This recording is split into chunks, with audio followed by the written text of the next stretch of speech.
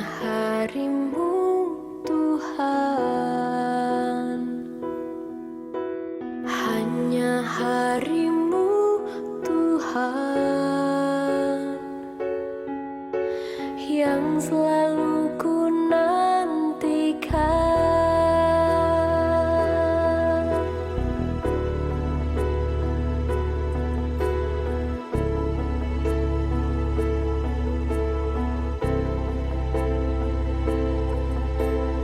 Semua harapanku ku taruh kepadamu. Besar sukacitaku,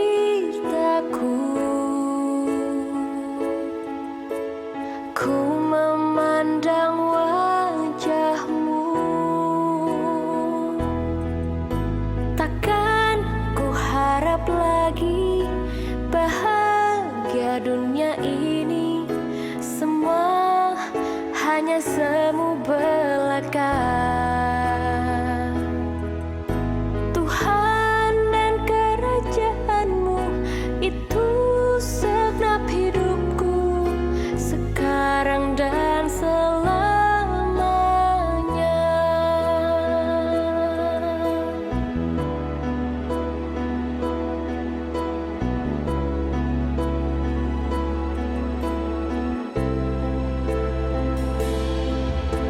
Semua harapanku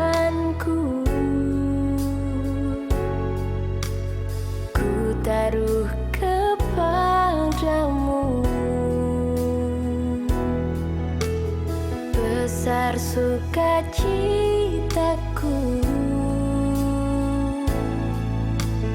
ku memandang wajahmu. Takkan ku harap lagi bahagia dunia ini, semua hanya semu belaka. Tuhan dan kerajaanmu itu segenap hidupku, sekarang dan selamanya.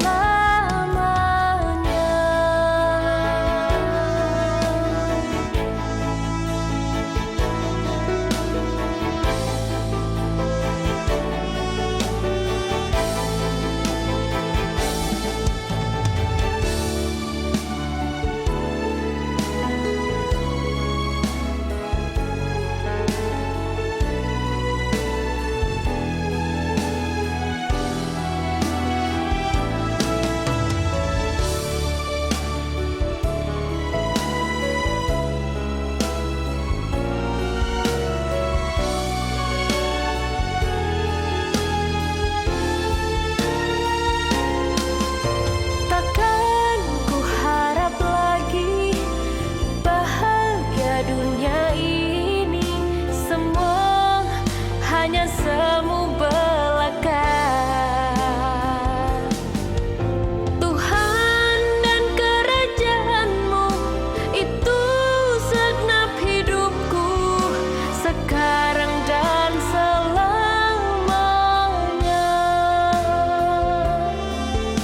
Sekarang dan selamanya.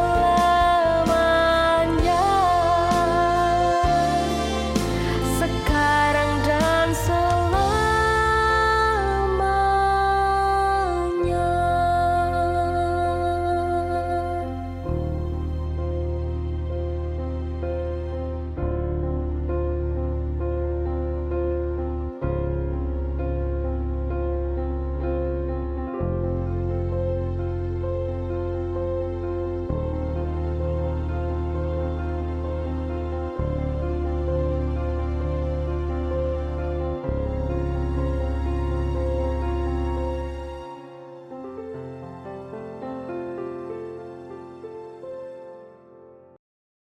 Shalom saudara, salam sejahtera dalam kasih Tuhan kita Yesus Kristus.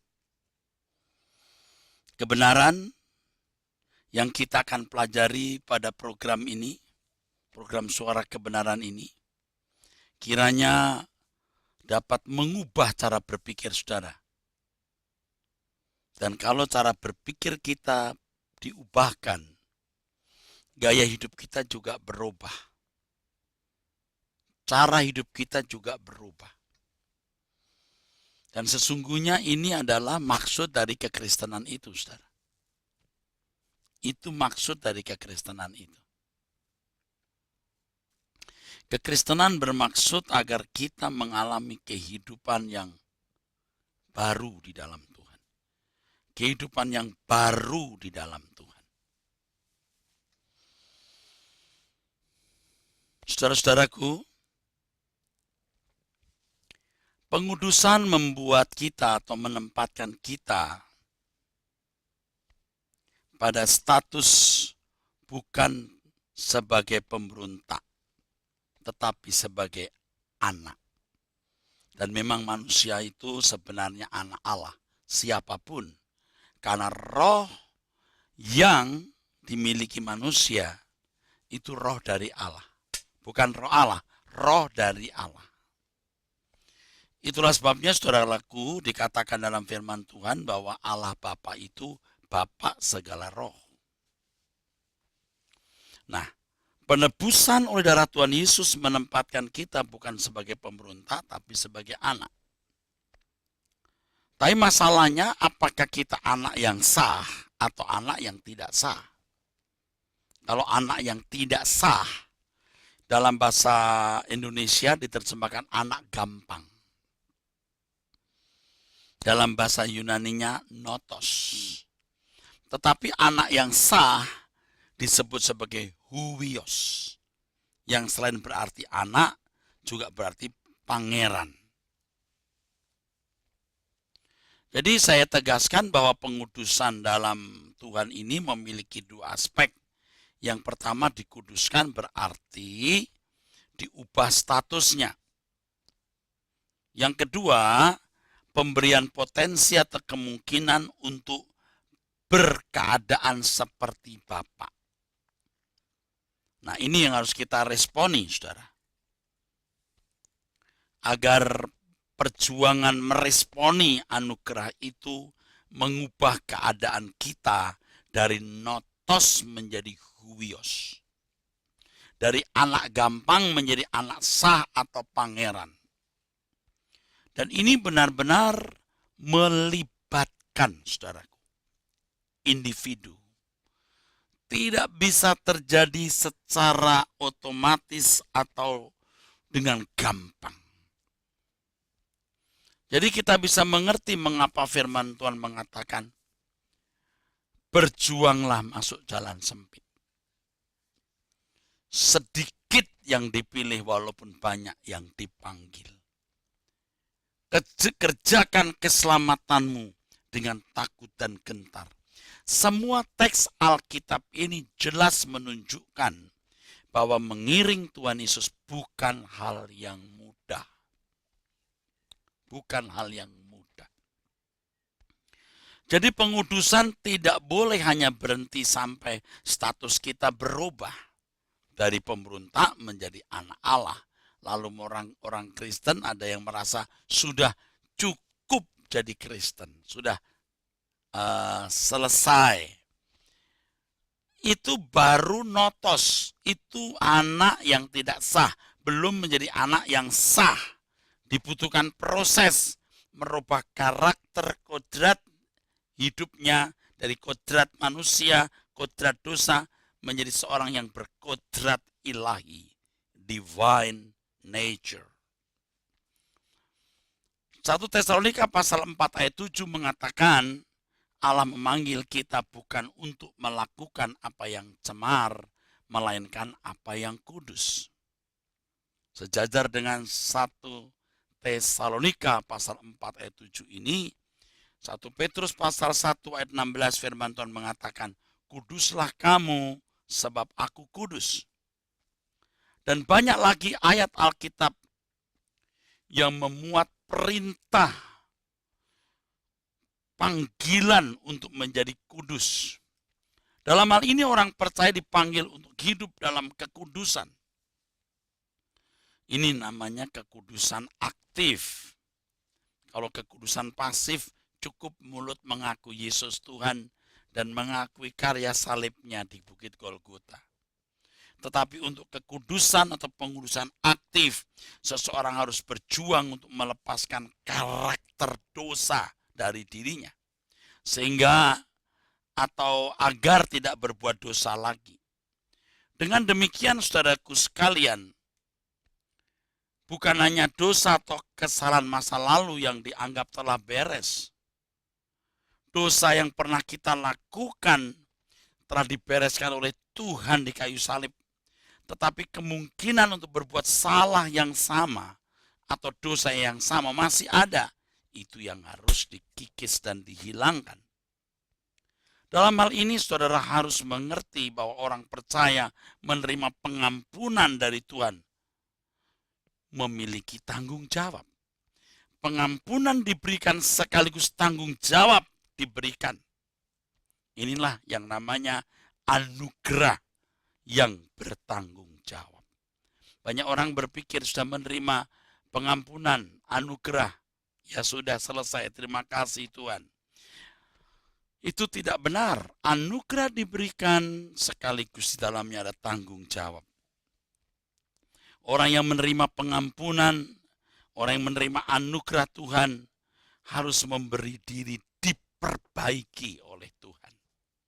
Nah, perbaikan di sini adalah perbaikan gambar Allah yang rusak supaya manusia dikembalikan ke rancangan semulanya. Nah, proses menguduskan diri ini menjadikan seseorang benar-benar kudus, artinya berbeda dari yang lain. Hal inilah yang menunjuk bahwa perbaikan yang Tuhan kerjakan memiliki proyeksi, yaitu mereka yang dikuduskan menjadi manusia yang berbeda dengan lingkungannya, berbeda dari orang yang belum atau tidak menerima keselamatan dalam Yesus Kristus. Orang percaya yang dipanggil menjadi umat Allah, semua diproyeksikan untuk menjadi sempurna seperti Bapa. Itulah sebabnya firman Tuhan menyatakan dengan jelas bahwa kita harus kudus seperti Dia kudus. Kalau pengampunan Tuhan tidak disertai dengan respon kita untuk benar-benar menjadi kudus dalam seluruh hidup kita, maka Tuhan hanya diperlakukan sebagai tukang sapu dosa. Betapa jahatnya pikiran ini. Jadi Tuhan ampuni dosaku, artinya bersih-bersih ya kalau ada bercak-bercak hitam dalam hatiku. Jadi Tuhan hanya diperlakukan seperti tukang sapu dosa. Kita diampuni supaya diperbaiki. Sama seperti kalau seorang pencuri kedapatan mencuri, itu bukan hanya dihukum. Atau kalau nggak dihukum ya sudah diampuni, selesai. Dia harus diajar supaya tidak mencuri lagi. Kalau orang percaya hanya menerima pengampunan tetapi tidak menerima didikan lanjutan untuk menjadi sempurna, guna dikembalikan ke rancangan Allah semula, atau memperoleh kembali kemuliaan Allah yang hilang. Lah, apa bedanya dengan kesalehan banyak umat perjanjian lama? Umat perjanjian lama banyak yang saleh-saleh. Ketika berbuat salah ya diampuni. Tapi selesai di situ. Orang percaya tidak demikian. Diampuni dan diperbaiki untuk sempurna. Jadi kita ini diperbaiki Tuhan supaya dari notos menjadi huios. Itulah sebabnya saudaraku sekalian, dikatakan dalam 1 Petrus 1 ayat 17, kalau kita memanggil Allah sebagai Bapa, hendaklah kita hidup dalam ketakutan selama kita menumpang di bumi. Sebab kalau kita menjadi anak, kita harus seperti Bapa. Kalau kita memanggil Allah itu Bapa, berarti kita harus seperti Bapa di surga. Kita harus sungguh-sungguh meneladani Dia. Dan teladan satu-satunya yang kita contoh sebagai role model kita hanya Tuhan Yesus. Dialah anak Bapa yang memuaskan hati Bapa di surga.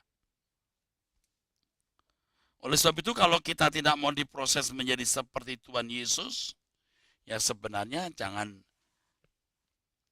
butuh pengampunan. Pengampunan diberikan dengan tanggung jawab.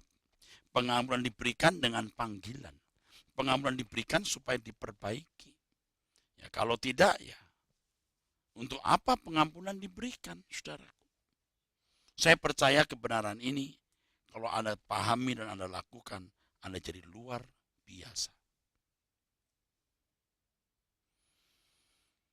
Saudaraku sekalian yang kekasih,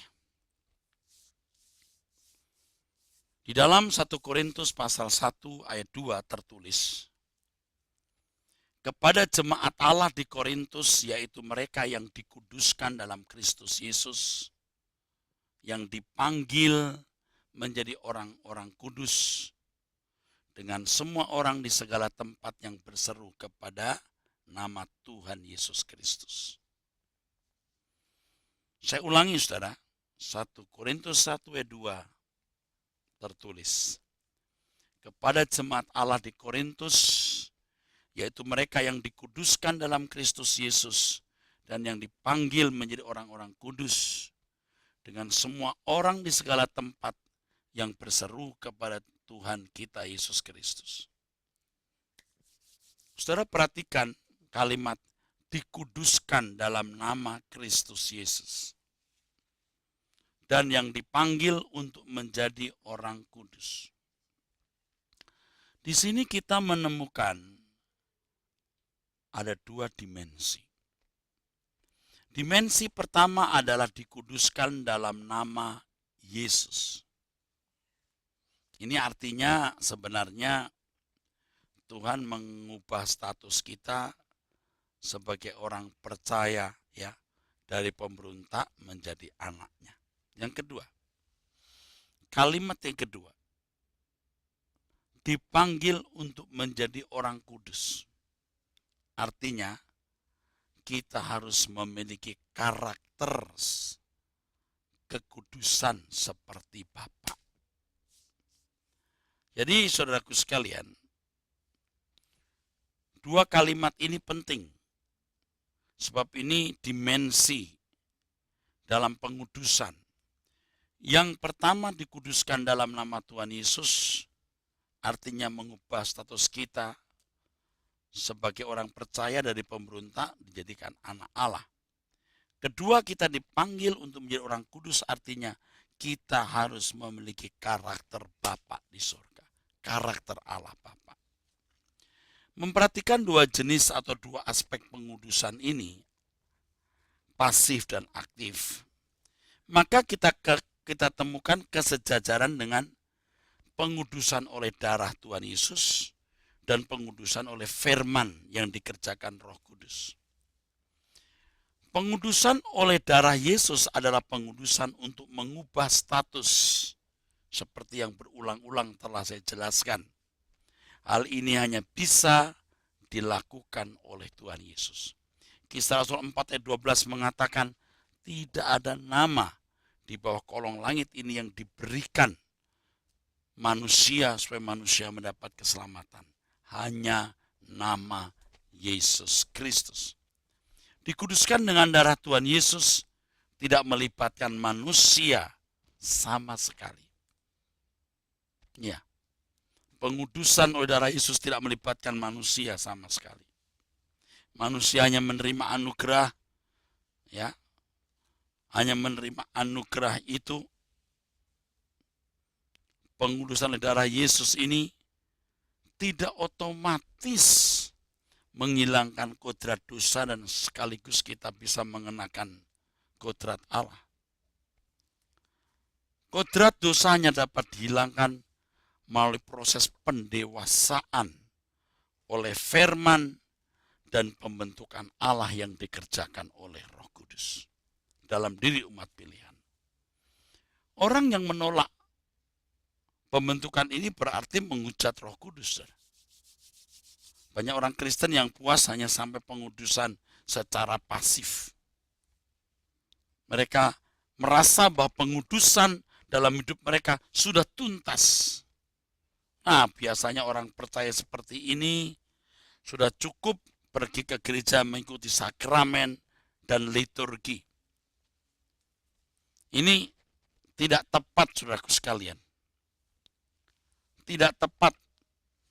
Biasanya mereka juga percaya bahwa sakramen sudah cukup menguduskan. Padahal sakramen tidak bisa menguduskan kalau hanya dari segi teknisnya.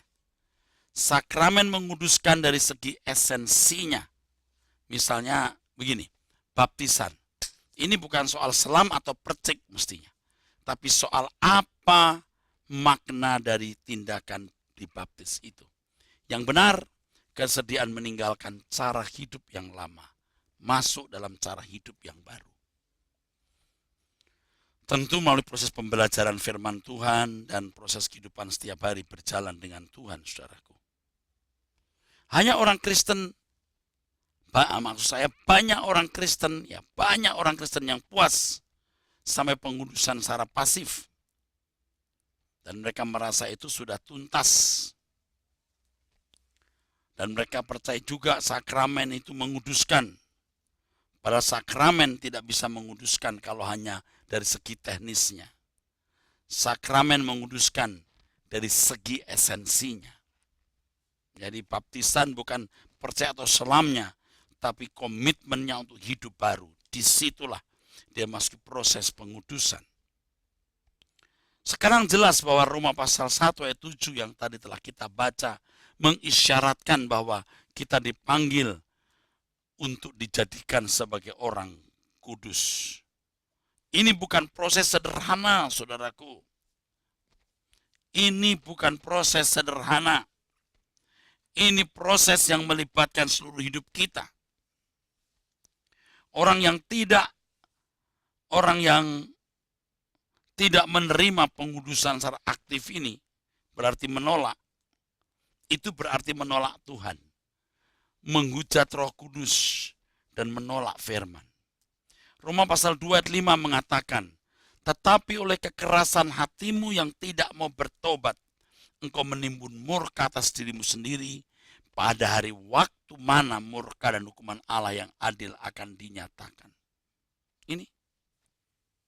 Allah tidak memaksa kalau seorang mengeraskan hati, tidak mau bertobat, ya silakan. Orang akan menuai apa yang dia tabur. Kalau seorang mengeraskan hati, tidak mau bertobat, maka berarti dia tidak mau menerima pengudusan secara aktif. Ini juga berarti dia menginjak-injak, dia membuang anugerah darah Yesus yang tak ternilai. Dengan tindakan ini secara tidak langsung, mereka tidak mengalami proses penyempurnaan. Saudaraku sekalian, hal ini akan nampak ketika seorang tidak mengalami pertumbuhan kepada kesempurnaan seperti Kristus. Jadi Kristen bertahun-tahun tapi tidak menunjukkan keagungan pribadi Kristus dalam hidupnya. Bahkan kita menemukan orang-orang Kristen yang benar-benar jahat, saudaraku. Mereka tidak melakukan kehendak Bapa. Nah, banyak orang Kristen berpikir bahwa perkenanan di hadapan Tuhan sudah dimiliki seseorang hanya oleh karena korban Tuhan Yesus di kayu salib. Jadi seakan-akan darah itu menutupi, menudungi, sehingga Allah tidak melihat diri kita yang dia lihat darahnya. Akhirnya tidak ada perjuangan untuk menjadi anak Allah yang sah. Tidak ada perjuangan untuk dikuduskan secara aktif dan dibenarkan secara aktif untuk berkeadaan menjadi sempurna seperti Bapa. Ada orang-orang Kristen yang menganggap perjuangan seperti ini kesombongan dan kesalahan prosedur keselamatan. Mereka merasa tidak perlu berjuang untuk sempurna. Di pikiran mereka sempurna itu hanya nanti di surga. Di bumi tidak mungkin orang sempurna. Lalu mereka merasa bahwa itu bisa merusak. Kalau berjuang untuk sempurna, itu merusak prinsip sola gratia. Hanya oleh anugerah. Bodoh benar, saudaraku. Harus tetap diingat bahwa perjuangan untuk sempurna bukan bertujuan untuk memperoleh keselamatan. Perjuangan untuk menjadi sempurna adalah respon menghargai pengudusan korban Kristus itu. Tuhan tidak pernah berkata atau tidak pernah mengajar bahwa kesempurnaan hanya bisa dialami dan dimiliki nanti di sorga. Justru anugerah itu akan membuat kita bisa mencapai kesempurnaan selama kita ada di bumi ini. Jika tidak demikian, kekristenan hanya imajinasi saja, fantasi saja. Jangan kita bodoh seperti itu. Saudaraku sekalian, kekristenan yang benar akan membuat wajah Tuhan Yesus nampak nyata dalam hidup kita. Orang akan menemukan pribadi Tuhan Yesus di dalam hidup kita. Dan itu akan sungguh-sungguh memuaskan hati Bapa di surga, saudaraku. Dulu saya bangga dan puas menjadi pendeta dengan gelar doktor. Tapi hari ini setelah saya mengerti kebenaran, saya malu. Karena gelar doktor dan jabatan pendeta bukanlah jaminan saya menjadi orang Kristen yang benar. Yang penting bagaimana aku diubahkan Tuhan dengan perilaku yang sempurna seperti Kristus. Dalam perjuangan nyata untuk benar dalam setiap kata yang kita ucapkan. Dengan setiap butir pikiran perasaan kita. Supaya semua sinkron sesuai dengan pikiran perasaan Allah. Di sini kita baru memahami apa yang dimaksudkan Tuhan Yesus di dalam Filipi pasal 2 dari ayat 5 dan ayat-ayat berikutnya. Hendaklah kamu dalam hidupmu bersama menaruh pikiran dan perasaan yang terdapat juga dalam Kristus Yesus. Hendaklah kamu dalam hidupmu bersama menaruh pikiran dan perasaan yang terdapat juga dalam Kristus Yesus. Jadi Kristen yang benar, Kristen yang memiliki pikiran perasaan Kristus. Dan itu keagungan yang luar biasa, keagungan yang mulia. Kita bersyukur kita menjadi anak-anak Allah. Sehingga kita boleh menjadi orang-orang yang sungguh-sungguh diperkenan oleh Tuhan. Puji Tuhan. Senang saudaraku sekalian dengan kebenaran-kebenaran seperti ini yang akan membuat kita berubah. Pasti saudara diberkati kalau saudara dengan rendah hati menyambut kebenaran-kebenaran seperti ini. Dan saya rindu membagikan kebenaran yang lebih banyak, lebih lengkap, lebih utuh saudaraku. Untuk itu ya saudaraku sekalian, saudara bisa mendownload khotbah-khotbah saya di YouTube. Anda akan menemukan banyak kebenaran yang luar biasa yang akan mengubah saudara. Saudara bisa menghubungi kami untuk memperoleh CD-CD khotbah dan buku-buku. Sebuah pelayanan nirlaba yang jikalau saudara sekalian sungguh-sungguh membutuhkan, saudara dapat menghubungi kami dan kami akan membagikannya secara cuma-cuma bagi mereka yang tidak mampu menggantikan ongkos cetak atau ongkos rekaman. Nirlaba. Sebab kita tidak mencari keuntungan materi, kita rindu memberkati Indonesia dengan kebenaran firman Tuhan. Khususnya gereja-gereja Tuhan akan dikembalikan kepada ajaran Tuhan Yesus yang sejati. Ajaran Tuhan Yesus yang benar, saudaraku. Yang pada intinya adalah bagaimana setiap orang Kristen menjadi anak-anak Allah yang sah. Dan kebersahannya anak Allah. Syiahnya seorang menjadi anak Allah. Resminya seorang menjadi anak Allah. Keabsyahannya itu ditandai dengan karakternya apakah seperti Tuhan Yesus atau tidak. Ini perjuangan kita semua. Bukan hanya perjuangan saudara, tapi juga perjuangan saya sebagai seorang pendeta, seorang gembala sidang, seorang pengajar. Semua kita belum sempurna. Jangan berhenti bertumbuh. Jangan berhenti bertumbuh. Bertumbuh terus. Sampai mencapai kesempurnaan. Bukan di surga nanti, di bumi. Kita sudah mencapai tingkat-tingkat keberkenanan di hadapan Allah. Supaya waktu kita meninggal dunia, Bapak bisa berkata, ini anakku yang kukasih, kepadanya aku berkenan.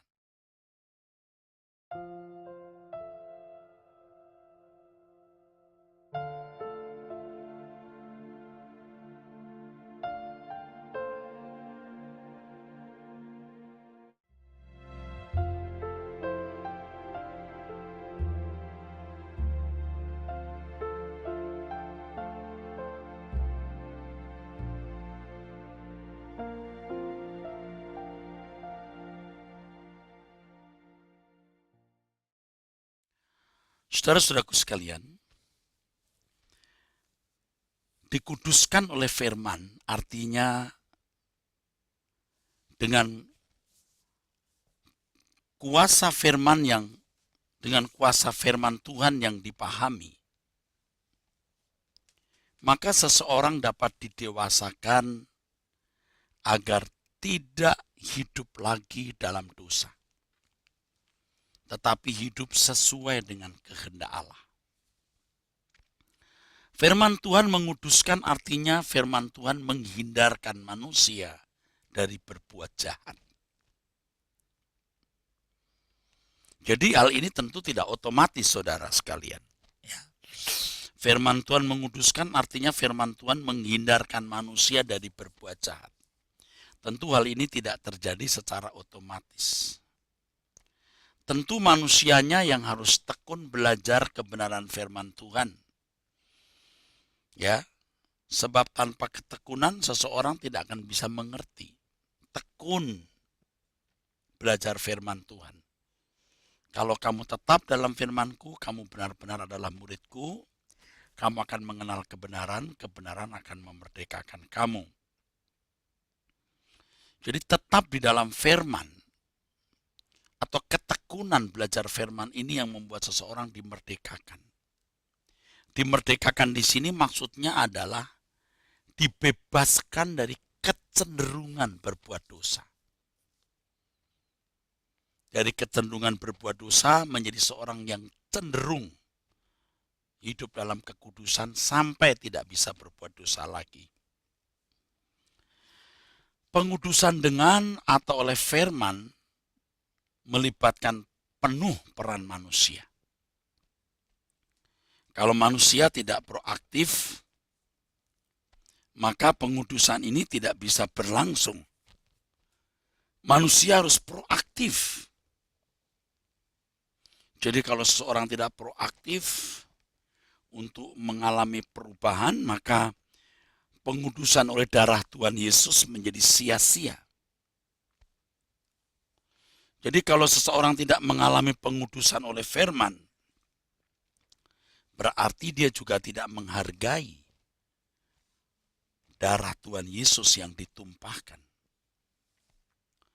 Sebab penumpahan darah Tuhan Yesus itu pada dasarnya membuka peluang supaya manusia masuk proses pengudusan dengan atau oleh firman Tuhan. Firman Tuhanlah yang membuahkan iman, dan iman itu yang menyelamatkan, saudara. Iman datang dari pendengaran oleh firman. Jadi iman yang sejati itu ditemukan bukan dalam waktu sekejap. Ya misalnya kalau seseorang mulai mengaku Yesus adalah Tuhan, dikatakan beriman kan, itu belum tentu imannya sudah murni. Harus tumbuh terus sampai iman yang benar, iman yang menyelamatkan. Iman datang dari pendengaran oleh firman.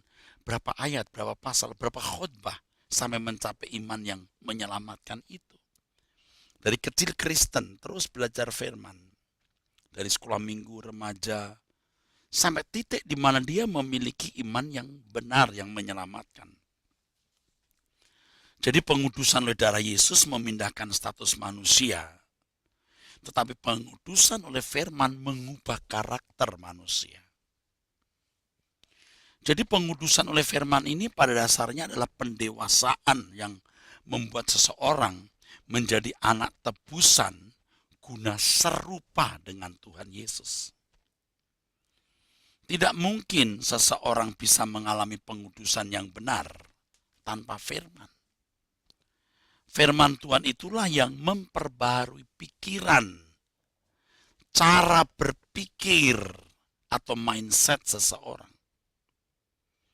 Jadi perhatikan ucapan Tuhan dalam Yohanes pasal 8 ayat 31 dan 32. Jikalau kamu tetap dalam firman-Ku, kamu benar-benar adalah murid-Ku. Dan kamu akan mengenal kebenaran. Dan kebenaran itu akan memerdekakan kamu. Kamu akan mengetahui kebenaran, dan kebenaran itu akan memerdekakan kamu. Tetap dalam firman Tuhan itu kan artinya usaha yang dilakukan terus-menerus atau berkesinambungan. Sampai merubah cara berpikir.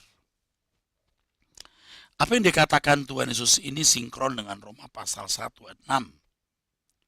Firman Tuhan mengatakan, sebab aku mempunyai keyakinan yang kokoh dalam Injil.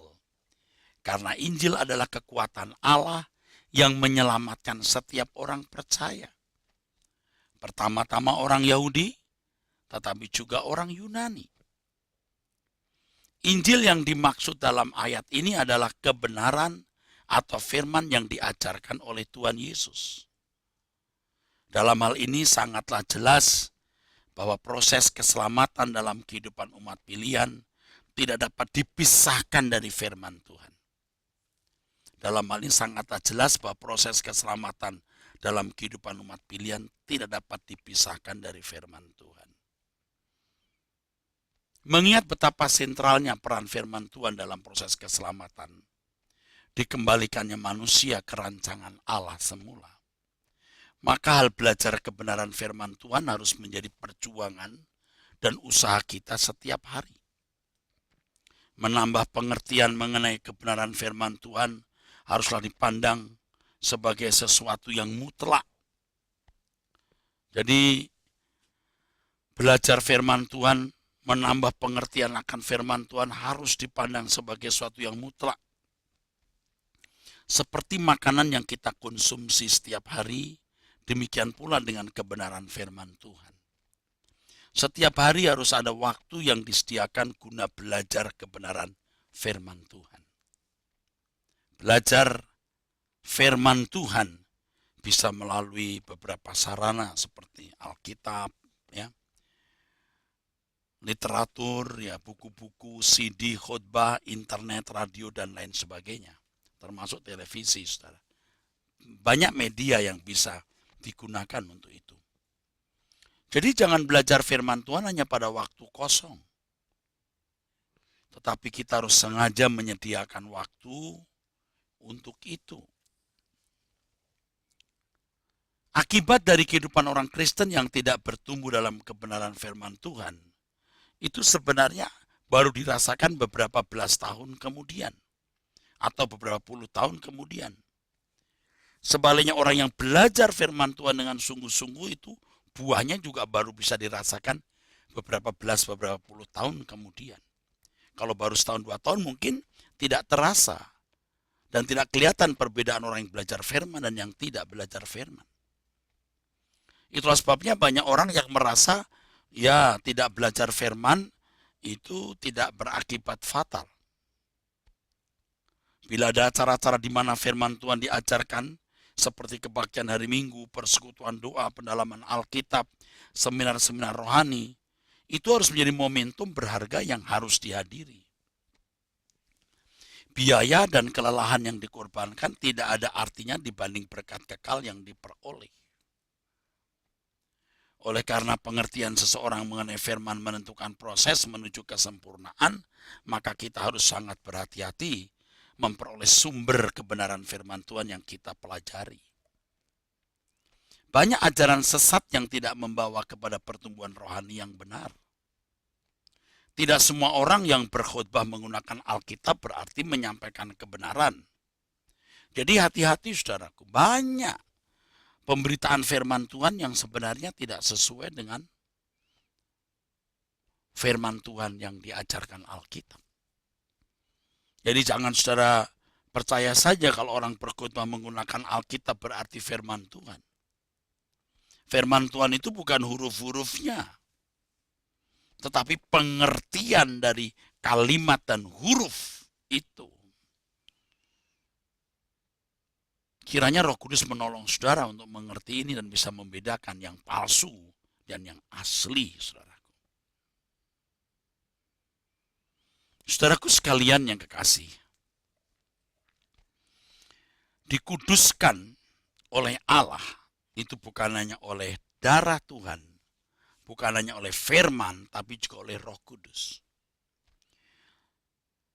Di dalam firman Tuhan mengatakan, yaitu orang-orang yang dipilih sesuai dengan rencana Allah, Bapa kita, dan yang dikuduskan oleh Roh supaya taat kepada Yesus Kristus dan menerima percikan darahnya. Kiranya kasih karunia dan damai sejahtera makin melimpah atas kamu. Dalam ayat ini terdapat kalimat bahwa orang percaya juga dikuduskan oleh Roh. Apa yang dimaksud dengan dikuduskan oleh Roh itu? Dan bagaimana proses dikuduskan oleh Roh tersebut, saudaraku? Menjawab pernyataan ini, atau pertanyaan ini, kita harus memahami dan dapat membedakan pengertian firman dalam arti logos dan firman dalam arti rema. Sekali lagi, apa yang dimaksudkan dengan dikuduskan oleh Roh? Dan bagaimana prosesnya? Menjawab pertanyaan ini kita harus memahami dan dapat membedakan pengertian firman dalam arti logos dan firman dalam arti rema. Pada waktu seseorang mendengar firman Tuhan, cara berpikirnya diubah dengan pengajaran yang diajarkan secara penalaran kognitif. Dalam hal ini firman atau logos menjadi pengertian di dalam pikirannya. Logos adalah firman yang dipahami di dalam pikiran melalui pengajaran yang didengar. Misalnya seseorang mendengar firman, kasihilah musuhmu. Ini bukan berarti seseorang langsung bisa mengasihi musuh. Yang pertama, pengertian mengenai mengasihi musuh ada dalam dirinya. Ini pengertian firman secara logos. Tapi hal itu belum tentu dapat diperagakan atau dilakukan. Untuk itu seseorang harus mengalami secara konkret dan real pengalaman bagaimana dimusuhi orang itu. Pada waktu dalam pergumulan dimusuhi, Roh Kudus dapat mengingatkan perkataan kasih musuhmu. Mengingatkan logos di dalam pikiran kita. Nah, di sini firman logos yang sudah dipahami secara akal pikiran diterjemahkan secara konkret dalam kenyataan hidup. Roh Kudus berbicara kepada orang tersebut. Nah, perkataan Roh Kudus inilah yang disebut rema. Jadi rema itu adalah logos yang diterjemahkan dalam situasi konkret. Dalam kasus-kasus tertentu dan untuk orang-orang tertentu, bagi mereka yang mengasihi Tuhan, Tuhan memproses pengudusan melalui peristiwa-peristiwa yang terjadi dalam kehidupan. Semua ini dilakukan oleh Tuhan khususnya untuk mereka yang merasa perlu dan sungguh-sungguh bersedia menerima didikan atau pukulan dari Allah. Tidak ada pendewasaan tanpa pengalaman dalam kehidupan nyata setiap hari. Memang proses ini tidak menyenangkan, bahkan tidak jarang yang menyakitkan. Tetapi Tuhan melalui segala pengalaman-pengalaman real tersebut hendak membersihkan karakter dosa kita. Dalam hal ini Bapa mendidik kita melalui Roh Kudus. Inilah yang dimaksudkan dikuduskan oleh Roh Allah. Oleh pekerjaan atau pimpinan Roh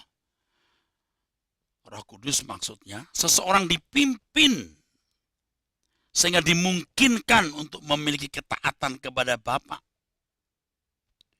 Jadi benar kata firman Tuhan, bukan dengan kuat, bukan dengan gagah seseorang dapat melakukan atau mencapai kesucian seperti yang dikehendaki oleh Allah. Tetapi oleh Roh Allah yang menolong orang percaya. Roh Allah adalah fasilitas keselamatan yang disediakan guna membawa orang percaya kepada kesempurnaan. Jadi kalau kata dikuduskan dihubungkan dengan pernyataan Tuhan Yesus bahwa ia menguduskan dirinya supaya orang percaya dikuduskan dalam kebenaran, maka berarti Tuhan Yesus berusaha untuk taat agar bisa menggenapi rencana Allah. Jadi kalau Tuhan berkata bahwa ia menguduskan dirinya supaya orang percaya dikuduskan, ia taat, ia harus kudus, ia harus taat, baru ia bisa menolong umatnya untuk taat. Jadi Tuhan Yesus sendiri harus bergumul untuk bisa mencapai kesempurnaan, supaya ia bisa menolong orang untuk masuk kesempurnaan. Dan ini bisa paralel, saudaraku. Seorang pendeta harus kudus dulu, harus sehingga bisa menolong orang menjadi kudus. Nah, kekudusan yang dicapai Tuhan itu bukan dengan mudah. Ia harus bergumul hebat. Hal ini dilakukan agar setelah ia mencapai kesempurnaan, ia dapat menjadi teladan bagi orang percaya. Dan Allah memakainya sebagai alat keselamatan. Demikian pula orang percaya dapat dikuduskan dengan kebenaran, supaya bisa dipakai oleh Allah Bapa. Dalam Ibrani pasal 5, 8-9 tertulis, dan sekalipun ia adalah anak, ia telah belajar menjadi taat dari apa yang dideritanya. Dan sesudah ia mencapai kesempurnaannya, ia menjadi pokok keselamatan yang abadi bagi semua orang yang taat kepadanya. Setelah Tuhan Yesus menyelesaikan tugas penyelamatan, ia menjadikan manusia untuk dikuduskan dan dipakai oleh Bapa seperti dirinya sendiri yang juga telah mengalaminya. Jadi setelah dia mencapai kesempurnaan, ia menjadi pokok keselamatan atau penggubah. Pokok keselamatan di situ dalam bahasa aslinya aitios, penggubah. Dia juga bisa menggubah orang, saudaraku. Paulus juga dikuduskan untuk ini, yaitu menjadi alat dalam tangan Tuhan untuk menggenapi rencana Allah. Dalam hal ini jelas sekali bahwa pengudusan Tuhan bukan hanya berhenti di mana orang percaya dipindahkan statusnya dari orang berdosa menjadi anak. Juga bukan sekedar diperbaiki karakternya, tapi juga direncanakan untuk menjadi alat dalam tangan Bapa guna menggenapi rencana Bapa. Rencana Bapa adalah membinasakan pekerjaan iblis. Hal ini sejajar dengan kata chados yang artinya dipisahkan dari yang lain untuk digunakan. Kita dikuduskan berarti kita menjadi berkeadaan seperti Tuhan. Kita dikuduskan berarti kita bisa sekarakter dengan Tuhan. Dan setelah kita sekarakter dengan Tuhan Yesus, kita bisa dipakai menjadi alat bagi kemuliaan Allah Bapa, menggenapi rencana Allah Bapa. Jadi tidak sederhana, saudaraku. Jadi kalau kita berkata, Tuhan ampuni dosaku, kita jangan hanya merasa hati kita sudah bersih, ya, dicuci, udah bersih. Bukan hanya demikian. Tetapi karakter kita yang diubahkan. Setelah karakter kita diubahkan, kita juga bisa merubah karakter orang. Itu kan keselamatan. Yaitu dikembalikannya manusia ke rancangan semula. Tapi banyak orang Kristen yang cukup puas lulus dari sekolah teologi, menjadi seorang sarjana teologi, lalu berkhotbah. Dia merasa itu pelayanan yang benar. Atau jemaat awam yang bertumbuh terus dalam kegiatan gereja, memiliki posisi tertentu, lalu dia dipercayai untuk menjadi ya semacam gembala wilayah atau pengurus gereja, lalu berkembang terus menjadi pembicara, lalu berkhotbah. Dia merasa layak berkhotbah karena sudah punya posisi dalam gereja. Jangan demikian. Dikuduskan artinya disempurnakan menjadi Tuhan Yesus, seperti Tuhan Yesus, dan dipakai jadi alat Bapa di surga. Saudaraku sekalian, perjalanan hidup Kristen kita sebenarnya sangat rumit. Tidak simpel, tidak sederhana. Dan berat. Itulah sebabnya akan menyita seluruh waktu hidup kita. Menyita seluruh waktu hidup kita. Menyita seluruh waktu hidup kita.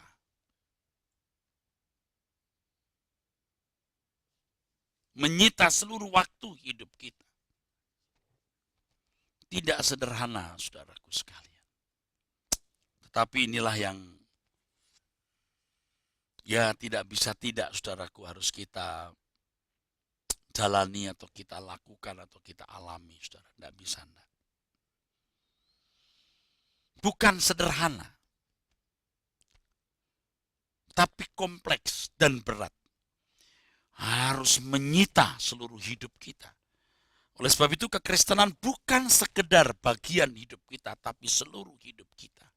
Karena tidak bisa menjadi sambilan. Kekristenan itu seluruh hidup kita. Bukan sekedar sambilan. Kalau kita memahami kebenaran ini, saudaraku, maka kita akan mencurahkan segenap hidup kita untuk pelayanan pekerjaan Tuhan, yaitu bagaimana membenahi diri kita menjadi manusia Allah. Itu pekerjaan Tuhan. Lalu bagaimana merubah orang lain seperti pola Tuhan merubah kita. Itu pelayanan. Saya memahami pelayanan itu sesungguhnya adalah memperagakan gaya hidup Tuhan Yesus. Sehingga nama Tuhan Yesus dimuliakan. Ini loh keagungan orang percaya. Dan kita ikut menyeret orang berperilaku, bergaya hidup seperti Tuhan Yesus. Seperti Tuhan Yesus menjadi kemuliaan bagi Allah Bapa. Kita jadi kemuliaan bagi Tuhan Yesus. Bagaimana kita bisa menjadi kemuliaan bagi Tuhan Yesus? Kalau kehidupan Tuhan Yesus yang agung, yang mulia itu kita kenakan. Bagi para hamba-hamba Tuhan, jangan melecehkan pelayananmu dengan perkataanmu yang sia-sia setiap hari. Dan melecehkan pelayananmu dengan perbuatan salah. Kalau kata-kata yang kau ucapkan tiap hari sembarangan, maka ketika kau menyampaikan firman Tuhan, jadi tidak berharga lagi perkataanmu. Apalagi kalau perbuatan kita tidak benar. Sungguh satu hal yang berat, saudaraku. Tidak terlalu sulit untuk mencapai gelar sarjana teologi, master atau teologi, atau doktor teologi. Tidak sulit. Juga memang tidak mudah kalau sekolah itu sekolah yang accredited, yang betul-betul berkualitas. Tetapi bagaimanapun, yang lebih sulit adalah bagaimana mengenakan gaya hidup Tuhan Yesus.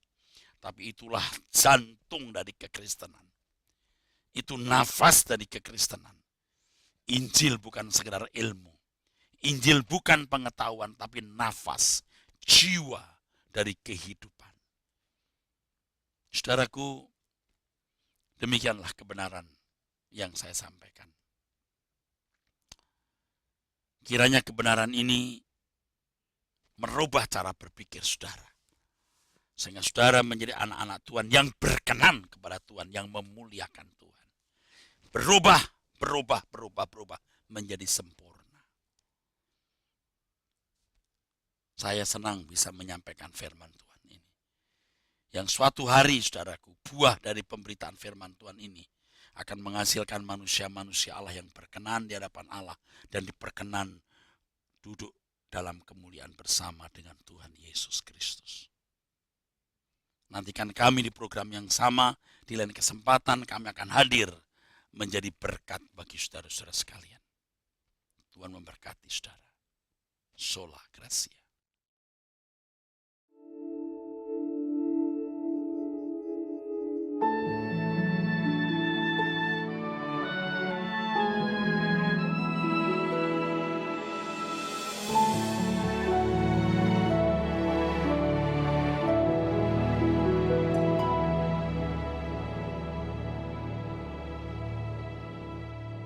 Semua yang terjadi di dalam hidupku, ku tahu atas seizin-Mu, Tuhanku. Apa yang Kau perbuat di dalam hidupku, ku terima semua sebagai anugerah-Mu.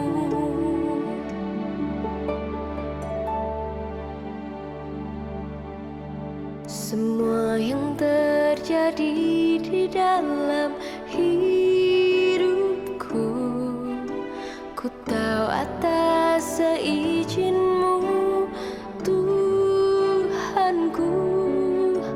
Apa yang Kau perbuat di dalam hidupku, ku terima semua sebagai anugerah-Mu.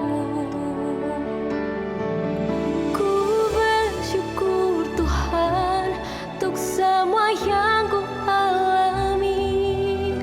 Ku bersyukur Tuhan, Kau beriku kekuatan. Ku percaya Engkau selalu besertaku, takkan tinggalkanku.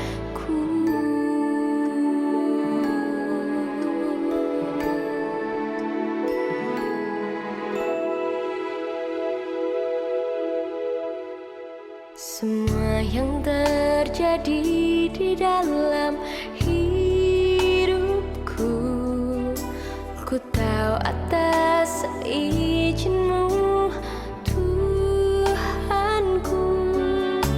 Apa yang Kau perbuat di dalam hidupku, ku terima semua sebagai anugerah-Mu. Ku bersyukur Tuhan untuk semua yang ku alami. Ku bersyukur Tuhan, Kau beriku kekuatan. Ku percaya Engkau selalu besertaku, takkan tinggalkanku.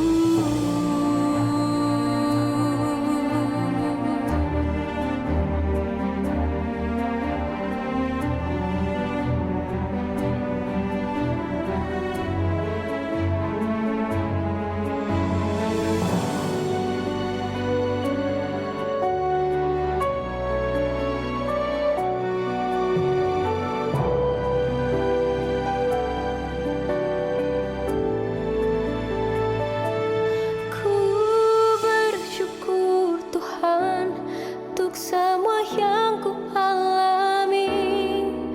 Ku bersyukur Tuhan, Kau beriku kekuatan. Ku percaya Engkau selalu besertaku, takkan tinggalkanku.